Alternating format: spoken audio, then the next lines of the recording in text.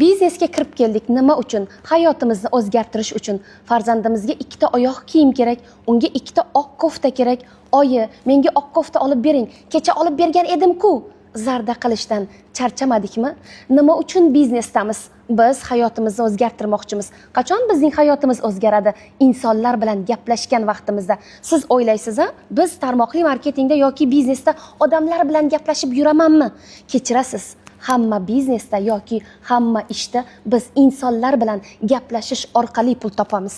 Endi savol, siz o'z biznesingizni rivojlantirish uchun bir haftada necha nafar inson bilan gaplashyapmiz yoki bir kunda necha nafar inson bilan gaplashyapmiz? Yo'q. Boshi oxiri bir haftada bir yoki ikki nafar biznes haqida gaplashamiz va bizda qarabsizki, menda biznes o'xshamayapti deb biz ustozimizga azob berishni yaxshi ko'ramiz.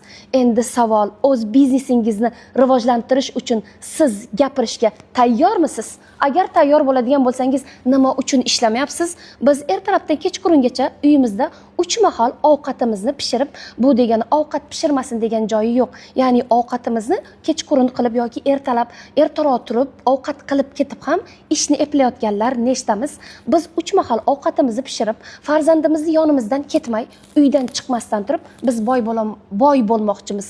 Biz hech qachon uydan chiqmasdan turib yoki ish qilmasdan turib, insonlarga gapirmasdan turib boy bo'la olmaymiz. Xo'sh, siz biz bilan birga boy bo'lishga tayyormisiz? Unda insonlar bilan gaplashishga tayyormisiz? Qani ketdik. Bugundan boshlab bir hafta ichida necha nafar inson bilan biznesimiz to'g'risida gaplashamiz yoki savol, bir hafta ichida yoki bir kun ichida necha nafar inson bilan o'z biznesingiz to'g'risida gaplashasiz?